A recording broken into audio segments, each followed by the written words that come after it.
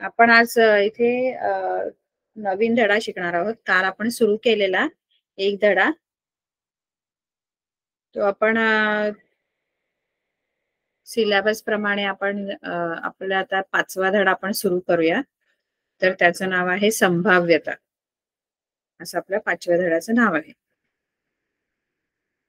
संभाव्यता धडा.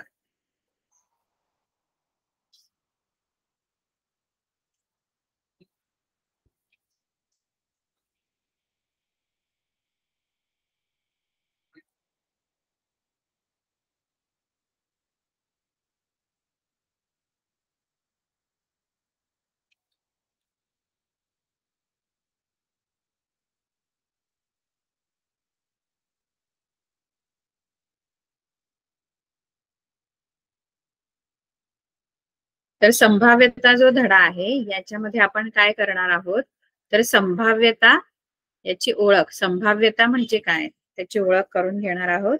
त्यानंतर नमुना अवकाश काय आहे, घटना काय आहे, यादृच्छिक प्रयोग, त्याची निष्पत्ती काय आहे आणि घटनेची संभाव्यता, या सगळ्या गोष्टींचे आपण अभ्यास करणार आहोत. तर आधी संभाव्यता म्हणजे काय, तर संभाव्यता म्हणजे शक्यता, पॉसिबिलिटी. म्हणजे आता समजा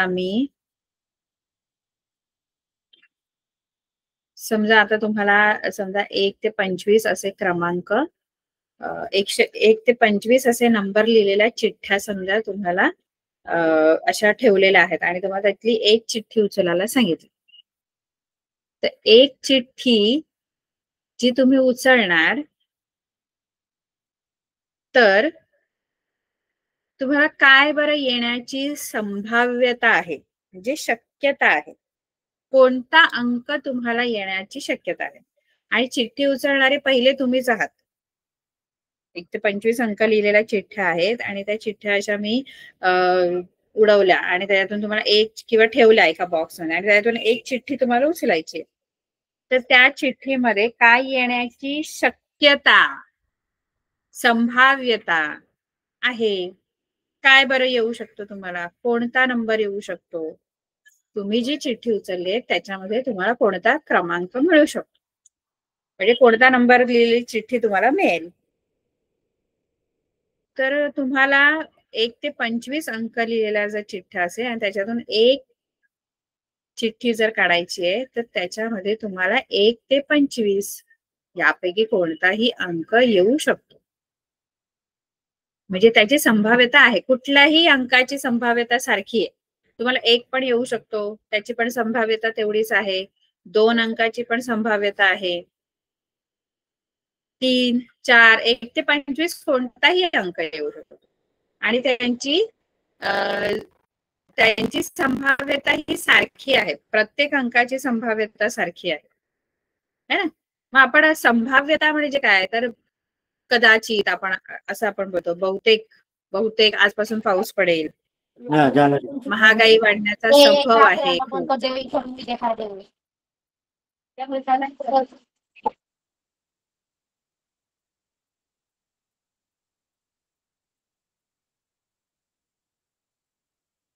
बहुतेक आजपासून भारताला पुढील क्रिकेट सामन्यात हरवणे अशक्य आहे. मग इथे आपण एखादी शक्यता वर्तवतो, म्हणजे कदाचित असं होईल, कदाचित आज पाऊस पडेल, कदाचित आज भारत जिंकेल क्रिकेट सामन्यामध्ये, है ना. तर शक्यता किंवा शक्यता वर्तवणं, कदाचित असं होईल, बहुतेक असं होऊ शकतं, तर त्याला आपण संभाव्यता असं म्हणतो. आता एक आपण हे खूप वापरलेले की नाणेफेक आपण खूप वेळा करतो, की आपण की कोणती गोष्ट जर आपल्याला माहित नसेल तर आपण काय करतो, छापा किंवा काटा, आपण एक नाणं वरती टाकतो आणि नाणेफेक केली. मग नाणेफेकीमध्ये आपण एक जण छापा बोलतो, दुसरा काटा बोलतो, कारण दोघांची पण शक्यता दोन्ही येण्याची शक्यता सारखीच आहे. छापा पण येण्याची शक्यता तेवढीच आहे, काटा पण येण्याची शक्यता तेवढीच आहे. असं नाही ना होत की छापा येण्याची शक्यता जास्त असते, मग तर सगळे छापाच बोलले असते, हा छापाच येईल. आपल्याला माहित आहे काही येऊ शकतं, दोघांची जी शक्यता आहे, एखादं नाणं फेकल्यानंतर जे तुम्हाला रिझल्ट मिळणार आहे, जी फलित मिळणार आहेत, त्याच्यामध्ये छापा आणि काटा ही दोन फलित आहेत. दोघांपैकी काही येऊ शकतं आणि दोघांची शक्यता सारखीच आहे. म्हणून आपण काही सांगतो, छापा येईल, काही येऊ शकतं. म्हणून मी का एक बोल छापा बोलेल, काटा बोलेल असं नाही की हाच येऊ शकतो मग मी हाच सांगणार, असं काही नसतं. काही येऊ शकतं. नाणेफेकीमध्ये दोन फलित असतात एकूण. एक छापा आणि दुसरा काटा, हे दुसरं फलित आहे.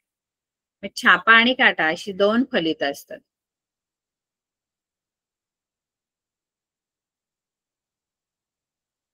त्यामध्ये कोणकोणत्या शक्यता असतात? एक तर छापा येऊ शकतो किंवा मग काटा येऊ शकतो. नाणेफेकीची एकूण दोन फलित असतात. दोन फलित म्हणजे रिझल्ट है ना.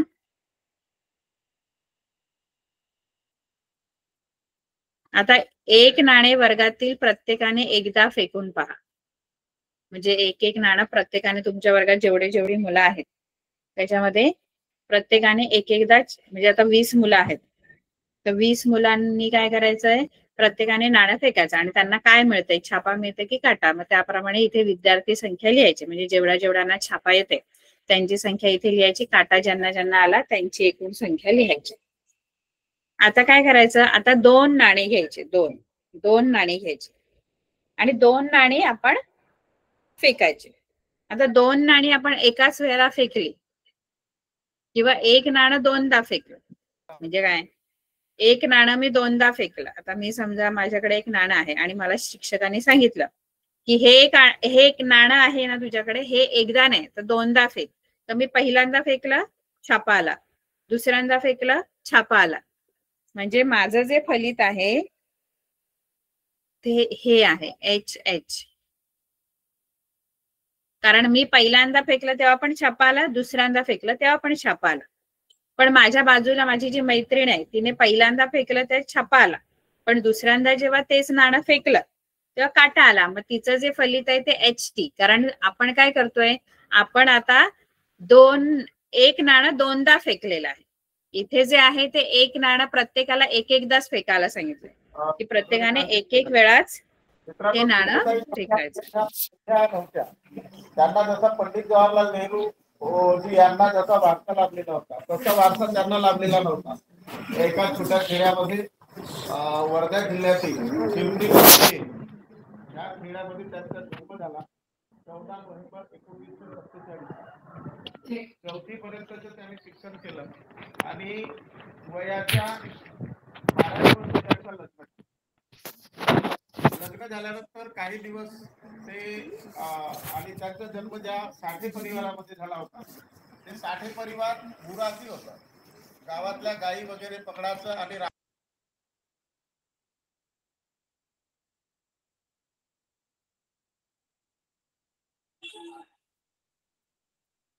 आता प्रत्येकाला दोन नाणी दोनदा फेकायला सांगितलं नाणं. मग मला दोन्ही वेळेला छपा आला, म्हणजे मी याच्यामध्ये येणार. आता माझ्या बाजूच्या मैत्रिणीला पहिल्यांदा छापाला, दुसऱ्यांदा काटा आला.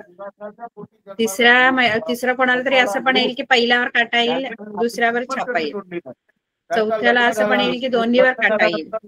यापैकी काहीही एक कपडे वापरून त्या जेव्हा जायच्या तेव्हा त्यांना शाळेमध्ये सिंधुताई नाही म्हणत, चिंदी म्हणत होते. काय म्हणत होते, चिंदी. 4थ्या वर्गापर्यंत त्यांचे शिक्षण झालं तर शाळेतले गावातले लोक फाटक्या कपड्यामध्ये राहते म्हणून तिला काय म्हणायचे, चिंदी म्हणायचे. 4था वर्ग पास झाल्या आणि मग आपल्या त्या काळामध्ये बालविवाह प्रथा होती, लवकर लग्न व्हायचे. लवकर लग्न झाला.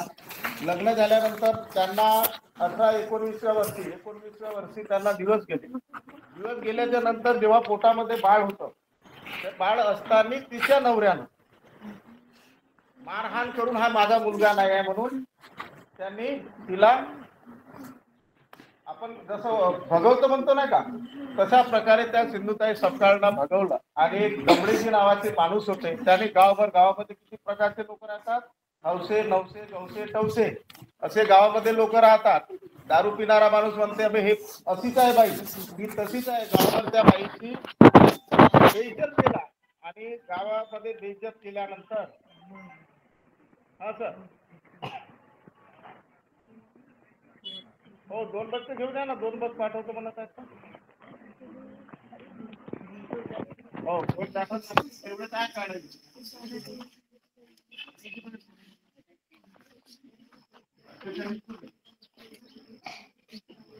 हो आता त्याला हो विचारू शकता. हा ठीक आहे. तर गावातील लोक त्यांना हिणवले. हा मुलगा दुसऱ्याचा आणि ही बाई होती. तिला घरातूनही बेघर केलं, तिला सासरून बाहेरून दोन्ही बाजूला बेघर केलं. रेल्वे स्टेशन आहे, मनमाडच्या रेल्वे स्टेशनवर ही जवानबाई पोटामध्ये एक बाळ घेऊन जवानबाई त्या रेल्वे स्टेशनवर. आता पोट भरायचं कसं? तर त्या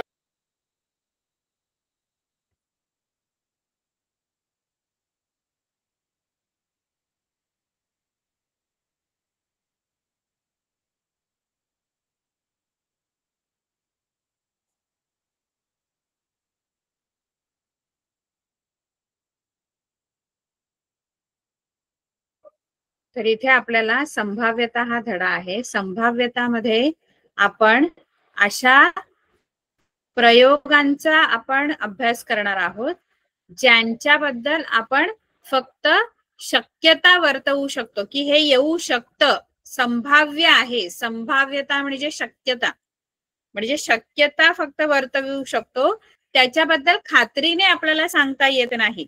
म्हणजे एखादे प्रयोग, काही प्रयोग असे आहेत ज्यांचा रिझल्ट मला माहित आहे. जसं मी एक नाणं फेकलं काय येणार ते मला माहित आहे. एक नाणे फेकले तर नाणं फेकल्यानंतर काय बरं येईल ते मला माहित आहे. एकतर छापा येऊ शकतं किंवा मग काटा येऊ शकतं, हे मला माहित आहे. पण मग नक्की काय येणार हे नसतं माहिती. दोन्ही मला फलित माहित आहेत त्याची. नाणं फेकल्यानंतर फलित काय आहे तर छापा किंवा काटा, याच्यापैकीच काहीतरी येणार आहे, याच्या व्यतिरिक्त काही नाही येणार. पण मग नक्की काय येणार, छापा येणार की काटा येणार हे नाही सांगता येत. मग असे जेव्हा प्रयोग असतात, हे जे प्रयोग आहे एक नाणं फेकणं, त्यानंतर आपण बघा ते सापशिडीमध्ये आपण एक डाईस फेकतो. डाईस म्हणजे काय तर आपण एक मराठीमध्ये काय म्हणतो डाईसला, आपण एक फासा म्हणतो आपण त्यांना. म्हणजे डाईस असतं बघा, आपण लुडो मध्ये घेतो बघा, हे टाकतो त्याच्यावर 1 ते 6 अंक असतात. मग एखादा फासा टाकला तर मग त्याच्यामध्ये मला काय काय येऊ शकतं, मला 1 येऊ शकतं, 2 येऊ शकतं, 3, 4, 5, 6 हेच येणार, याच्यातलंच काहीतरी एक अंक येणार. फासा टाकल्यानंतर मला 1 येईल, 2 येईल, 3 येईल, 4 येईल, 5 येईल किंवा 6 येईल, हे मला माहित आहे. याच्यातलंच काहीतरी येणार आहे. पण मग नक्की काय येणार हे नाही ना माहिती. मग असे जे प्रयोग आहे ज्यांची फलित माहिती आहेत काय आहेत, म्हणजे त्याचा रिझल्ट माहित आहे काय आहे, पण नक्की काय हे नाही सांगता येत. प्रत्येक फलिताची शक्यता सारखी असते. म्हणजे फासा टाकल्यानंतर 2 ची पण शक्यता तेवढीच आहे, 3 ची पण तेवढीच आहे, काहीही येण्याची शक्यता आहे. 6च्या 6 नंबरची शक्यता सारखी आहे. एक येण्याची पण शक्यता तेवढीच आहे, 2 येण्याची पण शक्यता तेवढीच आहे, 3 संख्या येण्याची पण शक्यता तेवढीच आहे, 4 ची, 5 ची, 6 ची, या सगळ्या संख्यांची शक्यता येण्याची फासा टाकल्यानंतर येणारी एकच नंबर कुठला तरी फाशावर, पण नक्की काय हे नाही माहिती. मग असे जे प्रयोग आहेत ज्यांची फलित माहिती आहे, काय येणार माहिती आहे, पण नक्की काय येणार ते माहित नाही. नक्की काय मला मिळेल ते नाही माहिती. मग असे जे प्रयोग आहेत, फासा टाकणे किंवा 1 ते 25 अंक लिहिलेल्या कार्ड मधून, म्हणजे कार्डवर 1 ते 25 अंक लिहिलेत, असे वेगवेगळे कार्ड घेतले छोटे छोटे, आणि त्याच्यामध्ये 1, दुसऱ्या कार्डवर 2, तिसऱ्या कार्डवर 3 असे अंक लिहिलेले आहेत, आणि त्याच्यातून तुम्ही यादृच्छिक पद्धतीने, यादृच्छिक म्हणजे रॅन्डमली, म्हणजे असंच इकडे तिकडे असं हात हात टाकून कुठला तरी एक कार्ड काढायचं, एकच. 1 ते 25 अंक लिहिलेले आहेत कार्डवर, आणि त्या 1 ते 25 अंक लिहिलेल्या कार्ड मधून यादृच्छिक पद्धतीने एकच कार्ड उचलणं. मला दिसत नाहीये काय आहे, त्या एका बॉक्स मध्ये ते ठेवलेले आहेत असे कार्ड, आणि यादृच्छिक पद्धतीने त्यातून मी एक कार्ड सिलेक्ट केला, निवडला किंवा काढला. तर मग मला काय येऊ शकतं? आता मला काय येऊ शकतं हे माहित आहे. मला 1, 2, 3, 4, 5, 6 कोणताही अंक मला येऊ शकतो, कारण त्या प्रत्येक कार्डवर एक एक नंबर लिहिलाय, पहिल्यावर 1, दुसऱ्यावर 2, 3 असे. 25 पर्यंत ते अंक लिहिलेले आहेत, असे कार्ड आहेत, आणि त्यातून एकच कार्ड मला काढायचंय. मग त्याच्यामध्ये काय येऊ शकतं बरं? तर मला माहित आहे काय येऊ शकतं, शक्यता मला माहित आहे 1 ते 25 मध्ये काहीतरी येणार, पण नक्की काय येणार हे माहित नाही. मग असे सगळे प्रयोग. आता तुम्ही आपल्याकडे पत्ते असतात बघा, आपल्याकडे तुम्ही जर पत्ते खेळत असाल, म्हणजे आपण असं सुट्ट्यांमध्ये आपण पत्त्यांचा खेळ खेळतो. आता पत्त्यांमध्ये कसं असतं, पत्त्यांमध्ये आपले 52 पत्ते असतात एकूण. त्या 52 पत्त्यांमध्ये 13, 13, 13 असे 4 प्रकारचे पत्ते असतात. म्हणजे 13 पत्ते बदामचे असतात, 13 पत्ते चौकटचे असतात, 13 पत्ते इस्पिकचे असतात. तुम्हाला जर कोण खेळत असेल तर माहित असेल. आणि 13 पत्ते किलवरचे असतात. 4 प्रकारचे पत्ते असतात. बदाम म्हणजे हे दोन्ही बदाम असं असतं, चौकटचं चिन्ह असं आहे, इस्पिकचा पानाचा आकार असतो इस्पिकचा, आणि किलवरचा असा फुलाचा आकार असतो. है ना? तर 13 पत्ते असे ह्या चिन्हाचे असतात बदामच्या. असे एकूण 52 पत्ते असतात, टोटल 52 पत्ते असतात. प्रत्येकामध्ये एक्का असतो, दुरी असते, तिरी, चौका, पंजा, छक्का, सत्ता, अठ्ठा, नव्वा आणि दस्सा. आणि हे 10 पानं, एकापासून 10 पर्यंत. आणि 3 पानं जी असतात ती चित्राची पानं असतात, चित्र असतात. म्हणजे एक गुलाम असतो, एक असते राणी, आणि तिसरा असतो राजा. हे 3 पानं जी आहेत त्याच्यावर क्रमांक नसतात, तर त्याच्यावर चित्र असतात. गुलामाचे चित्र असतं, राणीचे चित्र असतं, राजाचं चित्र असतं.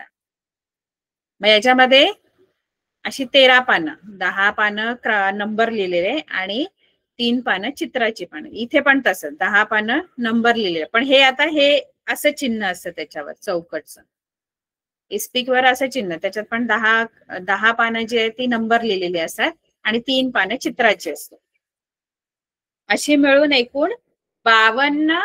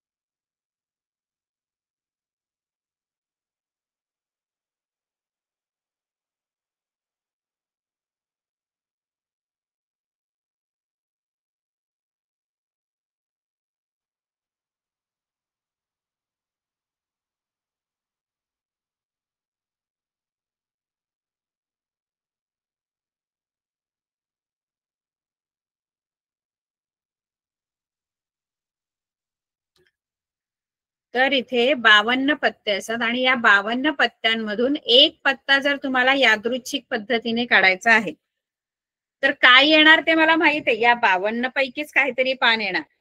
52 पत्ते आहेत त्याच्यातलंच काहीतरी येणार. मग ती चौकटचा मला राजा येऊ शकतो किंवा इस्पिकचा दस्सा येऊ शकतो, किलवरचा एक्का येऊ शकतो, काही येऊ शकतो. पण मग नक्की काय येणार हे नाही माहिती. नक्की काय येणार हे नाही सांगतायत. त्याची फलितं माहिती आहेत मला. 52 पैकी काहीतरी येणार, पण नक्की काय. मग असे जे प्रयोग आहेत, कसे प्रयोग ज्याची फलितं मला माहिती आहेत पण नक्की काय येणार हे नाही माहिती, त्याची ते नाही सांगता येत, अशा प्रयोगांना आपण यादृच्छिक प्रयोग असं म्हणतो. हे सगळे जे प्रयोग आहेत की नाही, जसं एक नाणं फेकलं, 2 नाणी फेकली. बघा 2 नाणी आपण फेकली, 2 नाणी एका वेळेला फेकली किंवा एकच नाणं घेऊन 2दा फेकलं, दोघांची फलितं सारखीच आहे. आता 2 नाणी मी घेतली आणि 2 नाणी मी फेकली वरती, तर मला काय काय येऊ शकतं. 2 नाणी फेकल्यानंतर दोघांवर मला 2 नाणी फेकली मी. 2 नाणी एकाच वेळी फेका किंवा एक नाणं 2दा फेका, दोघांचं फलित एकच आहे.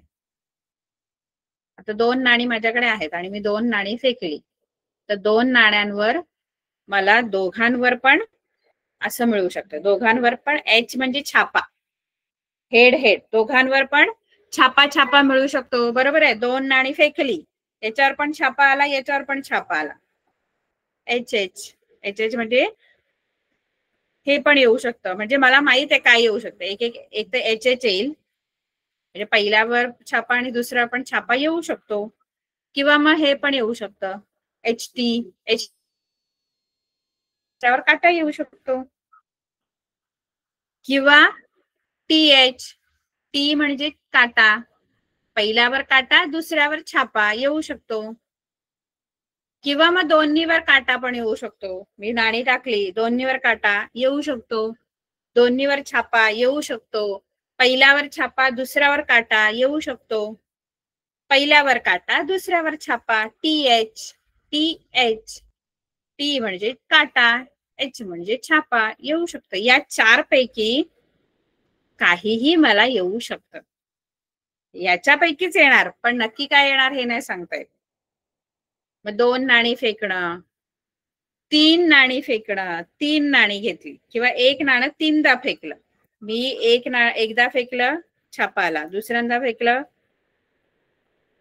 म्हणजे 3 नाणी जर फेकली तर त्याच्यामध्ये मला 8 पैकी काही येऊ शकतं. बघा 3 नाणी जर मी फेकली, 3 नाणी फेकली तर काय काय येऊ शकतं.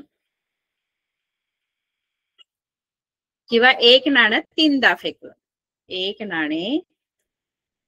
नाणं घेतलं, पण एक नाणं घेऊन एकदा नाही फेकलं, एक नाणं 3 वेळा फेकलं, 3दा मी फेकले, तर मग मला काय काय येऊ शकतं. बघा 3 वेळा मी फेकलं, 3 वेळेला मला छापा येऊ शकतो. पहिल्यांदा फेकला छापा आला, दुसऱ्यांदा फेकला परत छापा आला, तिसऱ्यांदा फेकला छापा आला, येऊ शकतं, येऊ शकतं, पॉसिबल आहे. किंवा असं येऊ शकतं, म्हणजे काय, पहिल्यांदा फेकला छापा आला, दुसऱ्यांदा छापा, तिसऱ्यांदा काटा आला, टी आला, टेल येऊ शकतं. असं पण येऊ शकतं, पहिल्यांदा छापा, दुसऱ्यांदा काटा, तिसऱ्यांदा छापा परत. किंवा असं पण येऊ शकतं, पहिल्यांदा काटा आला, दुसऱ्यांदा छापा, तिसऱ्यांदा छापा. असं पण येऊ शकतं. टी, पहिला काटा, दुसरा छापा, तिसरा काटा. टीटीएच म्हणजे पहिल्या दोघांवर काटा आणि नंतर छापा येऊ शकतं.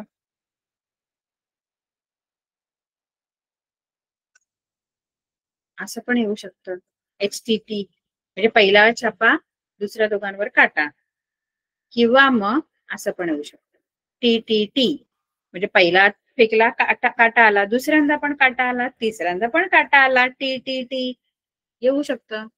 मग या 8 पैकी 1 2 3 4 5 6 7 8 याच्या व्यतिरिक्त काय नाही येणार, कारण बघा तुम्ही पाहिजे तर करू, याच्यातला काहीतरी एक रिझल्ट तुम्हाला मिळणार. म्हणजे मी पहिल्यांदा टाकला मला काटा मिळाला, दुसऱ्यांदा टाकला छापा मिळाला, तिसऱ्यांदा टाकला छापा मिळाला. म्हणजे पहिल्या वेळेला काटा आला, दुसऱ्यांदा छापा आला, तिसऱ्यांदा पण छापा आला. म्हणजे मला काय मिळालं, मला हे मिळालं बघा, हे फलित मिळालं THH. म्हणजे पहिल्यांदा टाकल्यावर काटा, दुसऱ्यांदा छापा, तिसऱ्यांदा पण छापा. किंवा मी पहिल्यांदा टाकला मला छापा मिळाला, दुसऱ्यांदा काटा मिळाला, तिसऱ्यांदा पण काटा मिळाला. छापा काटा काटा म्हणजे हे मला मिळालं. मग या 8 पैकीच काहीतरी मिळणार, पण नक्की काय येणार हे नाही माहिती.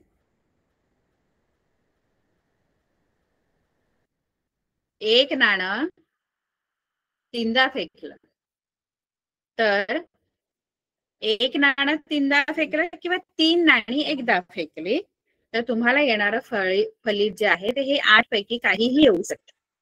मग हे सगळे जे प्रयोग आहेत यांना आपण म्हणतो यादृच्छिक प्रयोग.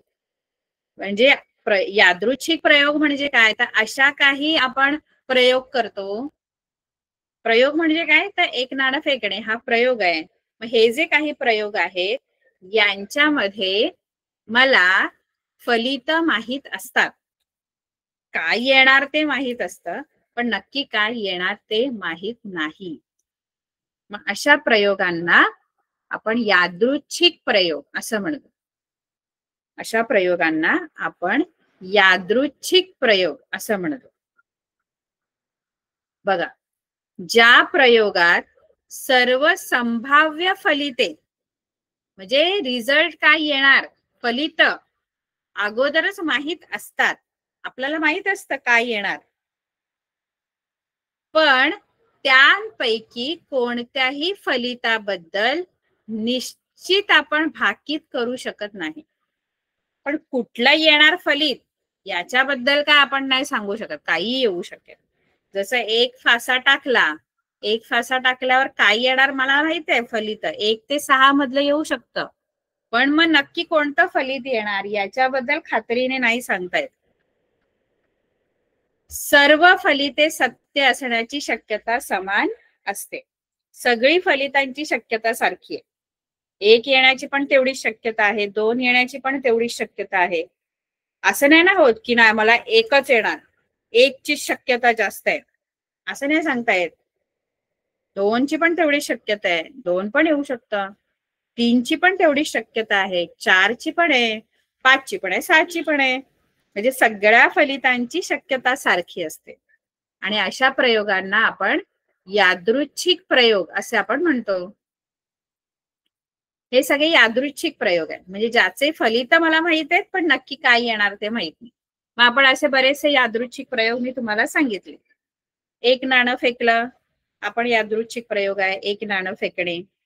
2 नाणी फेकणे हा पण यादृच्छिक प्रयोग आहे, कारण त्याच्यात पण काय येणार माहित आहे पण नक्की काय सांगता नाही येत. एक नाणं फेकणे यादृच्छिक प्रयोग आहे. 2 नाणी फेकणं, 2 नाणी म्हणजे एक नाणं दोनदा फेका किंवा 2 नाणी एकदा. 2 नाणी घेऊन एकदाच फेका किंवा एक नाणं दोनदा फेका, दोघांचं पण फलित सारखी आहे. एक नाणं तीनदा फेकलं हा पण यादृच्छिक प्रयोग आहे. आपण फासा टाकला, फासा आपण लुडो मध्ये किंवा आपण सापशिडी मध्ये टाकतो, तो टाकला, तो पण यादृच्छिक प्रयोग आहे. एक फासा घेऊन, तो असो ना एक फासा, हा फासा आहे, हे फासा बोलतो आपण याला, हे नाही त्याच्यावर असे डॉट्स असतात त्याला फासा म्हणतो. मग असा फासा एक टाकल्यावर एक येऊ शकतो, 2 येऊ शकतो, 3 4 5 6. पण हाच फासा दोनदा फेकला मी तर मला काय काय येऊ शकतं. मी फासा घेतलाय, जसं नाणं कसं मी आपण दोनदा फेकलं तसं फासा पण मी एकदा टाकला परत अजून एकदा टाकला, 2 वेळा टाकला, मग मला काय काय येऊ शकतं.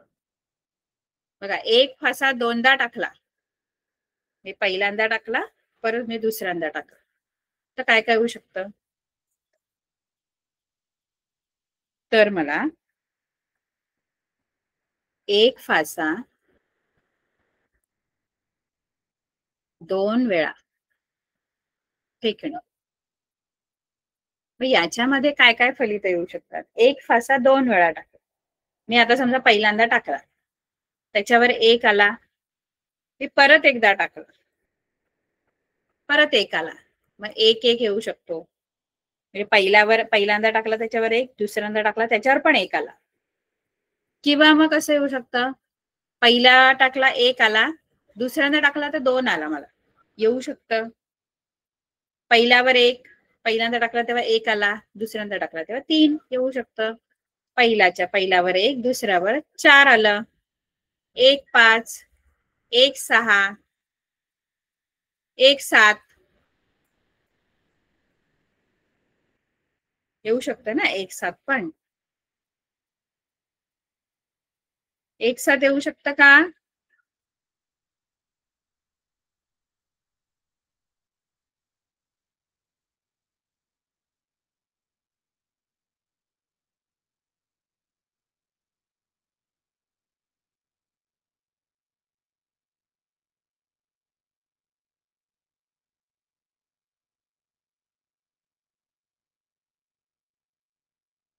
एक 7 येऊ शकतं का? 2 फासं टाकले तर हे फलित असू शकतं का? म्हणजे पहिल्यावर 1 आणि दुसऱ्यावर 7 येऊ शकतात का?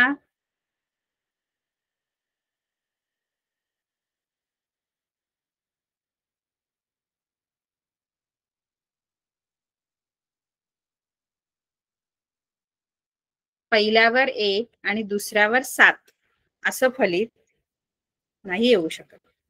का नाही येऊ शकत? कारण आपला जो फासा आहे त्याच्यावर 1 ते 6 पर्यंतच डॉट्स असतात, 7वा नसतो. मग पहिल्यावर 1 आणि दुसरा टाकल्यावर 6 येऊ शकतं, पण 1 7 नाही पॉसिबल आहे. बरं, 1 1 1 2 1 3 1 4 1 5 1 6. किंवा मग कसं होईल, किंवा मग मी पहिल्यांदा टाकला ना तेव्हा 2 आला आणि दुसऱ्यांदा टाकला ना तेव्हा 1 आला, 2 1 येऊ शकतं. मी पहिल्यांदा टाकलं तेव्हा 2 आला, पण दुसऱ्यांदा टाकला तेव्हा पण 2 आला. दोन्ही वेळेला 2 2 आला, 2 2 येऊ शकतं.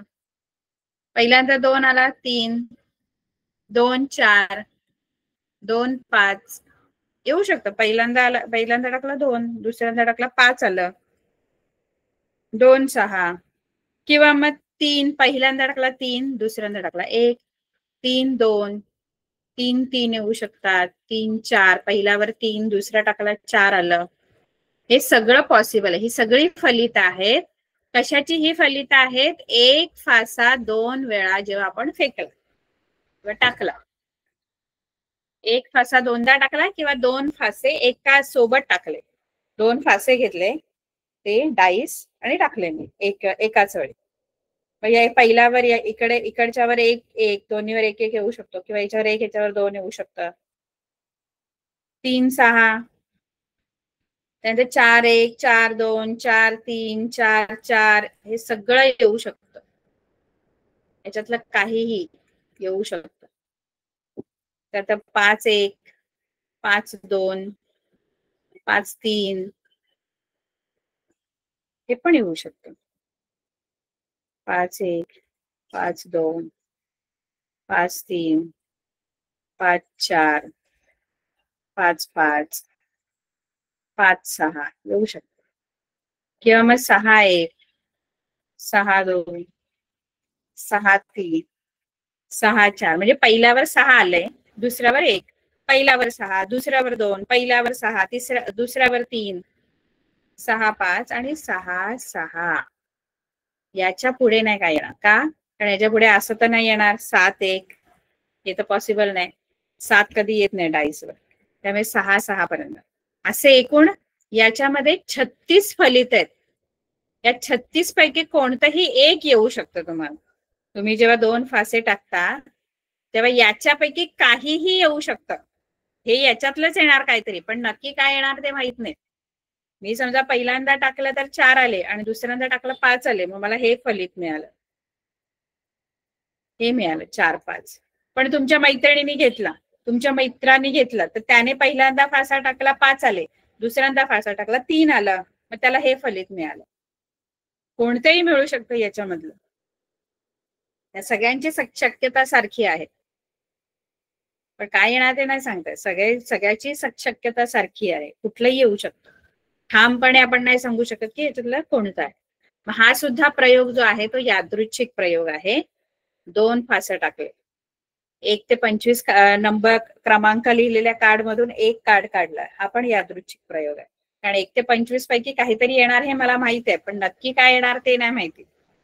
हे सगळे यादृच्छिक प्रयोग आहे. त्यानंतर आपण 52 पत्त्याच्या त्या 52 पत्त्याच्या कॅट मधून 1 पत्ता काढला मी, तर 52 मधून काही येऊ शकतं, पण नक्की काय येणार ते नाही सांगताय. हे सगळे जे प्रयोग आहेत यांना आपण यादृच्छिक प्रयोग असं म्हणतो. यादृच्छिक प्रयोग म्हणजे ज्याची फलितं माहित आहेत पण शक्यता नक्की म्हणजे काय येणार ते माहित नाही. सगळ्यांची शक्यता सारखीच असते. आता त्याच्यावरून आपल्याला पहिली एक्सरसाइज सोडवायची आहे. आपल्याला शक्यता शोधायची. हे यादृच्छिक प्रयोग आहे आणि ही निष्पत्ती आहे. निष्पत्ती म्हणजे फलित. आपण ही जी सगळी बघितली, प्रत्येक यादृच्छिक प्रयोगाची फलित जी असतात त्यालाच निष्पत्ती असं म्हणतात. आउटकम. यादृच्छिक प्रयोगाच्या फलिताला निष्पत्ती म्हणतात. जसं 1 नाणं फेकलं, 1 नाणं फेकलं तर काय फलित मिळतात? छापा मिळेल किंवा काटा, कारण एकच नाणं फेकलेलं आहे. मग ह्याला आपण निष्पत्ती पण म्हणतो किंवा ह्याला आपण फलित पण म्हणतो. 2 नाणी फेकली, 2 नाणी घेतली फेकली, तर दोघांवर छापा मिळू शकतो. HH, HT, TH, TT असे 4 त्याची फलित आहेत. 2 नाणी फेकली की दोघांवर पण छापा, पहिल्यावर छापा दुसऱ्यावर काटा, पहिल्यावर काटा दुसऱ्यावर छापा किंवा दोन्हीवर काटा. ही निष्पत्ती आहे किंवा फलित आहे. यादृच्छिक प्रयोगाच्या फलिताला निष्पत्ती असं म्हणतात.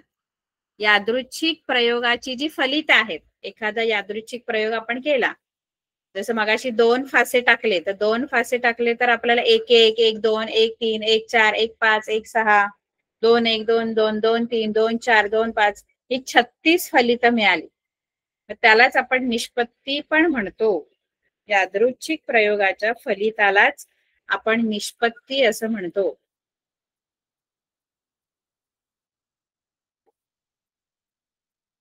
हे बघा, पत्त्यांचं पण तुम्हाला दिलेलं आहे. एकूण पत्ते 52 असतात, त्याच्यापैकी 26 लाल असतात आणि 26 काळे असतात 52 पैकी. त्या 26 लाल पत्त्यांमध्ये पण 13 जे आहेत ते बदामाचे पत्ते असतात आणि 13 चौकट. दोघांचा रंग लाल आहे पण चिन्ह वेगळं वेगळं आहे. बदाम म्हणजे हार्ट शेप असतो, चौकट म्हणजे असा तुमचा चौकोनी आकार आहे. किलवर फुलांचा आहे आणि इस्पिक पानाचा आकार आहे. असे 13 13 13 13 13 बदामचे पत्ते असतात, 13 चौकट, 13 किलवर आणि 13 इस्पिक. त्याच्यातले बदाम आणि चौकट लाल आहेत आणि किलवर आणि इस्पिक.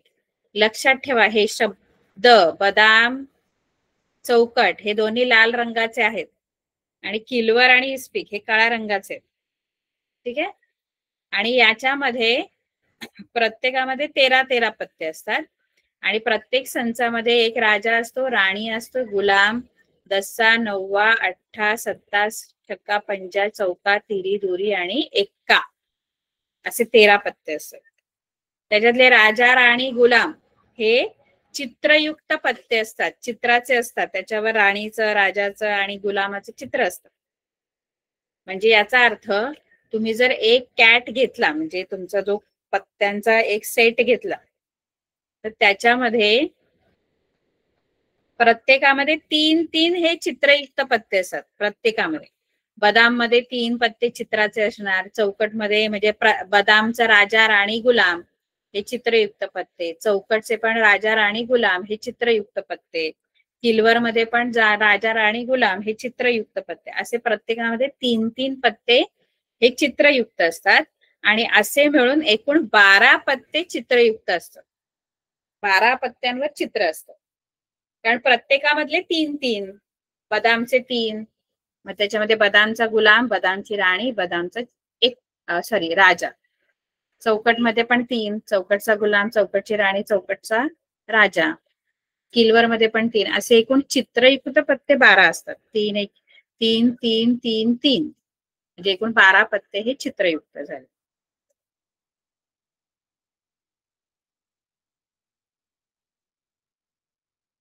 आता आपण आपला निष्पत्ती आहेत किंवा आपले जे फलित आहेत, निष्पत्ती म्हणजे काय? फलित. आता फलित जी आहेत यांची संभाव्यता सारखी आहे.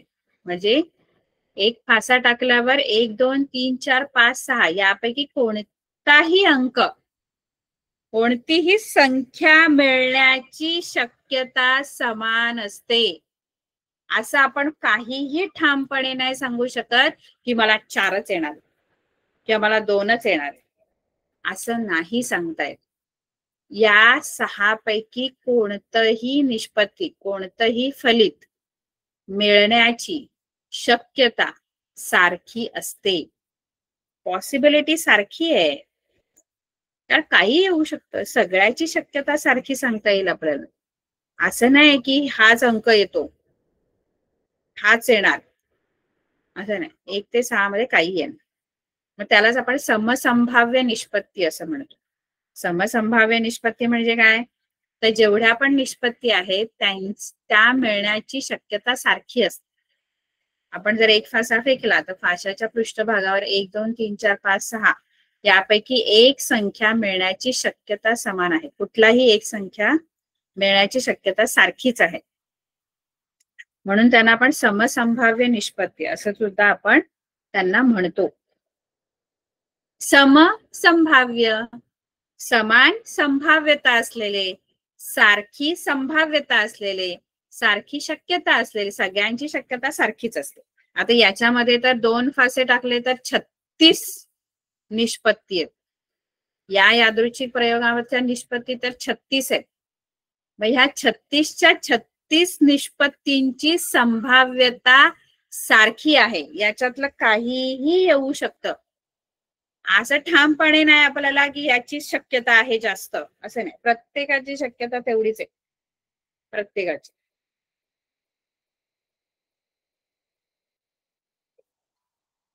मग आपण त्याला समसंभाव्य निष्पत्ती असं म्हणतो.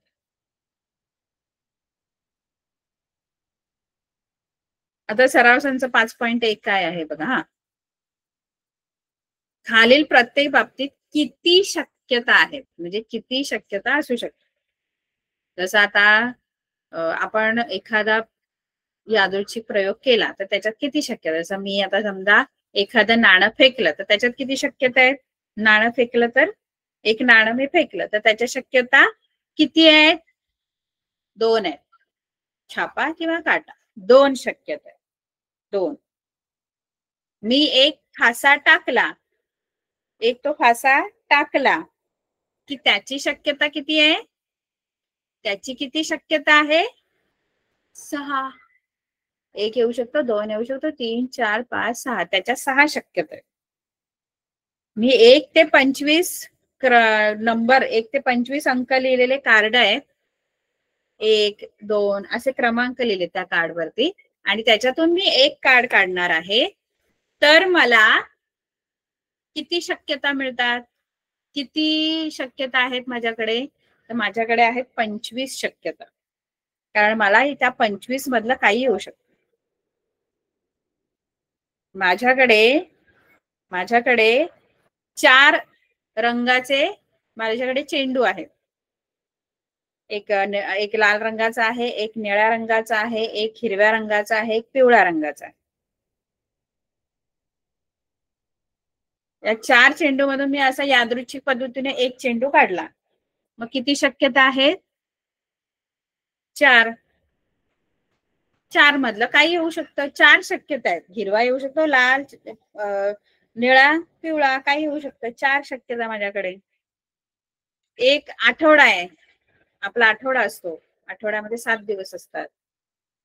7 दिवस असतात, पण आपण त्याला आठवडा म्हणतो. दिवस 7च असतात. रविवार, सोमवार, मंगळवार, बुधवार, गुरुवार, शुक्रवार, शनिवार. आता या 7 दिवसातून मी एक दिवस निवडणार.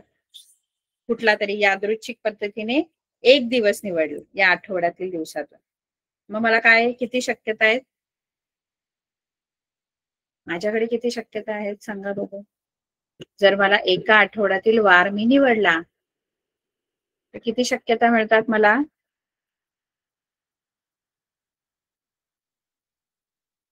मला मिळतात किती शक्यता? मला मिळतात 7 शक्यता. कारण 7 दिवस आहेत ना, काही येऊ शकतं. मी समजा 7 दिवसातून एक दिवस निवडायचंय तर तो सोमवार पण येऊ शकतो. असं नाही ना की सोमवारच येईल, मंगळवार पण येऊ शकतो, बुधवार पण येऊ शकतो, गुरुवार पण येऊ शकतो, शुक्रवार येऊ शकतो, शनिवार येऊ शकतो, रविवार येऊ शकतो. 7 मधलं काही येऊ शकतं. मग माझ्या शक्यता तिथे 7 आहेत. पत्त्यांचा कॅट आहे, त्या पत्त्यांच्या कॅट मधून, त्या 52 पत्त्यांच्या कॅट मधून एकच पत्ता मी उचललाय, तर त्याची शक्यता किती असणार? त्याची शक्यता 52 आहे. कारण 52 पैकी काही येऊ शकतं. मी 13 नाही सांगणार शक्यता, किंवा मी 26 नाही सांगणार. 52 पूर्ण माझ्या शक्यता आहेत. कारण काही येऊ शकतं. इस्पिकची राणी येईल, किलवरचा गुलाम येईल, बदामचा एका येईल. 52 पैकी काही पत्ता येऊ शकतो. माझी तिथे शक्यता 52 आहे. हा इथे फक्त तुमच्या शक्यता किती आहेत, किती शक्यता आहेत ते फक्त तुम्हाला सांगायचं आहे. बघा, वनिताला महाराष्ट्रातील खालील प्रेक्षणीय ठिकाणांची माहिती आहे. महाराष्ट्रातील एवढ्या ठिकाणांची तिला माहिती आहे. त्यातील एका ठिकाणी मे महिन्याच्या सुट्टीत ती जाणार आहे. आता या सगळ्या ठिकाणांची तिला माहिती आहे. अजिंठा, महाबळेश्वर, लोणार सरोवर, ताडोबा अभयारण्य, आंबोली, रायगड, माथेरान, आनंदवन, या सगळ्या ठिकाणांची तिला माहिती आहे. आणि यापैकी एका ठिकाणी ती मे महिन्यात जाणार आहे.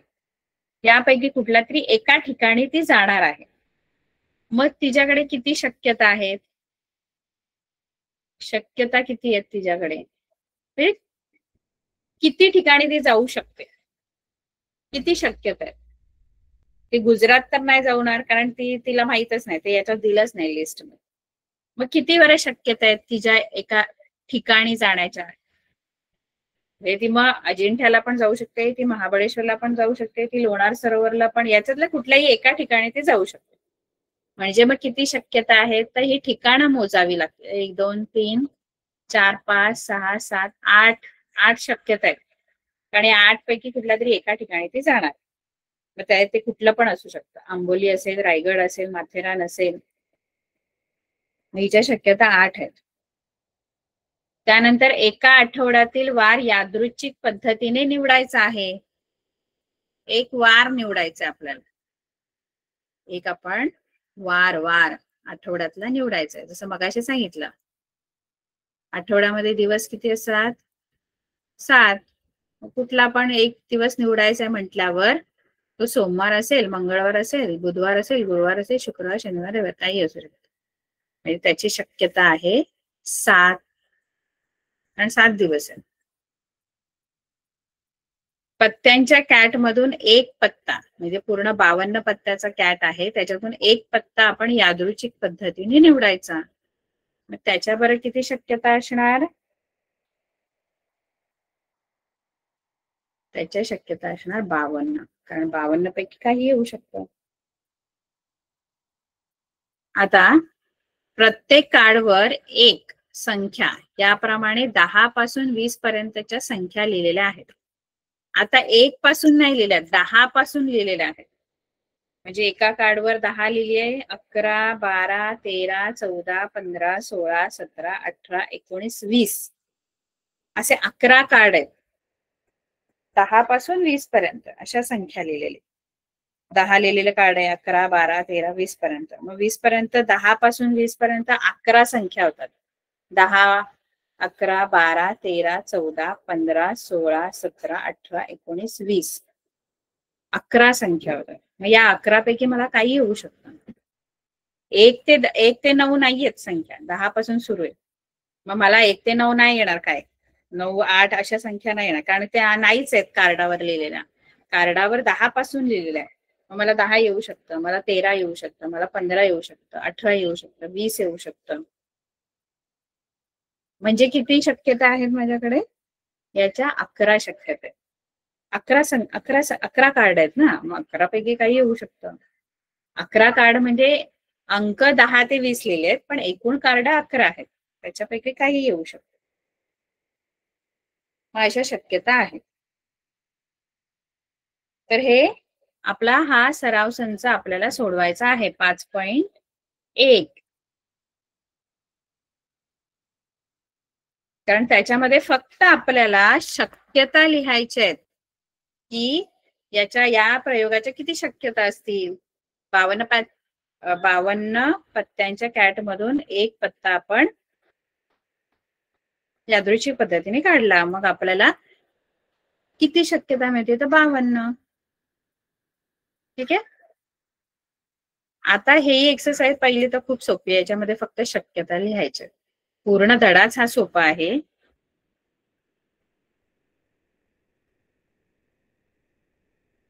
आता नमुना अवकाश बघा. नमुना अवकाश काय असतो? नमुना अवकाश. नमुना अवकाश म्हणजे आपल्या ज्या फलित आहेत किंवा निष्पत्ती आहेत, फलित निष्पत्ती एकच, ते फलित निष्पत्ती यांचा आपण संच केला की त्याला नमुना अवकाश म्हणतात. म्हणजे काय बघा, आता फलित असतात ना, फलित म्हणजे काय? एखादा यादृच्छिक प्रयोग केला, जसं आता हा मी एक यादृच्छिक प्रयोग केला, 1 फासा 2 वेळा फेकणे, हा यादृच्छिक प्रयोग आहे. आणि या प्रयोगाच्या या सगळ्या निष्पत्ती आहेत, या 36 निष्पत्ती आहेत, 1 1 1 2 1 3. मग ह्या निष्पत्ती ज्या आहेत सगळ्या, त्यांचा एक संच तयार केला. संच म्हणजे काय? तर त्या महिरपी कंसामध्ये लिहायच्या अशा सगळ्या निष्पत्ती, आणि त्याला आपण बोलतो नमुना अवकाश. म्हणजे त्यांचा संच बनवला ना, एक सेट बनवला ना. संच बनवला म्हणजे आपण 9वी मध्ये शिकलोय, महिरपी कंसामध्ये लिहायचं जेवढ्या पण निष्पत्ती आहेत. 1 फासा 2 वेळा फेकणे ही हा जो यादृच्छिक प्रयोग आहे, त्याच्या एवढ्या सगळ्या 36 निष्पत्ती आहेत, आणि मग त्याचा आपण संच बनवायचा. संच म्हणजेच काय? त्या लिहायच्या आणि फक्त महिरपी कंस द्यायचा, आणि त्याच्या बाहेर त्या संचाला नाव द्यायचं एस. संचाला नाव हेच द्यायचं सगळीकडे. त्याला आपण नमुना अवकाश असं म्हणतो. हे आपण पुढे शिकू. आता फक्त सध्या अभ्यास काय करायचा आहे तुम्हाला? 5.1 सराव संच 5.1 सोडवायचा आहे. हा तुमचा होमवर्क आहे.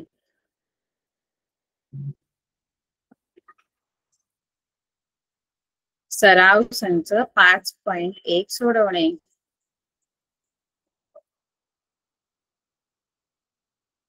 सोडवाल का सगळे? सोपं आहे, काय नाही, फक्त किती शक्यता आहे तेवढंच लिहायचं. ठीक आहे. आपली वेळ संपलेली आहे. Good night.